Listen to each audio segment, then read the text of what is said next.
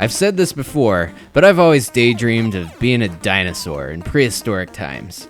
But I guess maybe a more realistic aspiration for me should be becoming a caveman in prehistoric times. At least it's more physiologically possible. Especially if I took on the form of Bonk, everyone's favorite cave boy with a ginormous cranium and a passion for meat logs. Man, I can really identify with this kid, even on the head size. Although, I don't use mine to headbutt dinosaurs. I guess instead I just fill it with unnecessary quantities of retro gaming trivia. Oh well. Anyways, if there's any reason to dust off your TurboGrafx-16, this is definitely one of them. This is BONK'S Adventure, released in 1990, developed by Red Company Atlus, and published by NEC.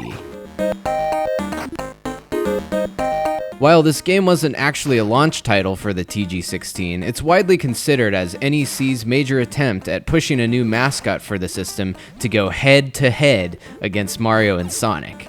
The original title in Japan was PC-Genjin, playing off of the Japanese console name, the PC-Engine, and literally it means PC Barbarian. And the letters PC stand for Pithecanthropus. Ah, man, Derek, help me out here. Pithecanthropus.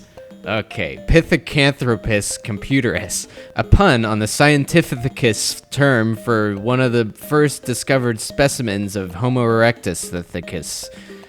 Whatever. Clever wordplay and science don't always go over too well in the States, so whatever, BONK'S Adventure works. And bonk is actually a great word to introduce the unique gameplay mechanic to this what otherwise could have been a typical 2D platformer. Bonk's primary weapon against the prehistoric enemies in his way is his head. And no, that doesn't mean you have to solve puzzles or anything. You really just bash your oversized skull into them. You can do so while standing or while jumping, and a downward head smash while powered up can cause some minor earthquakes that freeze them in their tracks. Another useful maneuver even allows Bonk to practically fly as you spin around and float to your destination, similar in effect to Mario's Tanuki tail. That's right, I said Tanuki tail. Oh, and he also borrows some wall climbing abilities from Ninja Gaiden's Ryu Hayabusa, except he uses some big snaggly teeth to climb his way upwards. Oh, I've always loved that crazy look on his face when he does that. Wait, you can say Ryu you can say that, but you can't say Pithecanthropus. Well, yeah, obviously.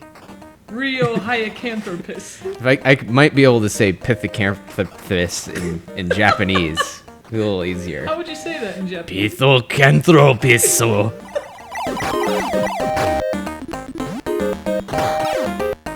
So the play controls work very well as you progress through the many levels and boss fights, and ultimately you'll face off against the evil King Drool, a nasty T-Rex that has kidnapped Princess Za. And along the way, don't forget to eat that meat.